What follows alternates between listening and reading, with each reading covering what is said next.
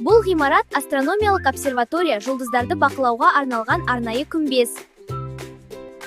Оның ішінде аспан денелерін зерттейтін телескоп орналасқан.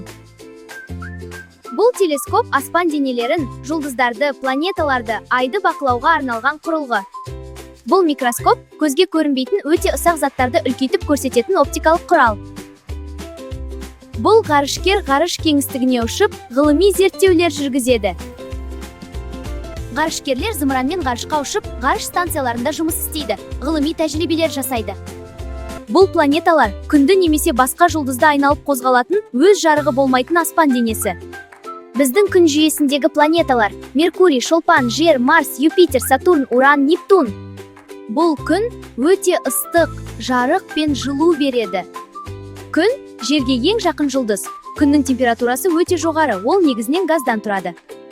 Бұл ай мен жұлдыздар. Ай Жердің табиғи серігі. Ол Жерді айналып қозғалады және күннің жарығын шағылыстырып көрінеді. Жұлдыз өзінен жарық пен жұлдыздық газдан тұрады. Бізге ең жақын жұлдыз күн. Бұл дәрігер. Адамдардың денсаулығын сақтап, аурудың алдын алып, науқастарды емдейтін жоғары білімді маман. Бұл мұғалім. Білім беріп, оқушыларды оқытып, олардың тұлғалық дамуына бағыт-бағдар беретін маман. Өрт сөндіруші, өртті сөндіріп, адамдардың өмірін қорғауға арналған маман. Полиция қызметкері қоғамдық тәртіпті сақтайды. Заңның орындалуын қадағалайтын және азаматтардың қауіпсіздігін қамтамасыз ететін. Досым, тағы не үйренгің келеді?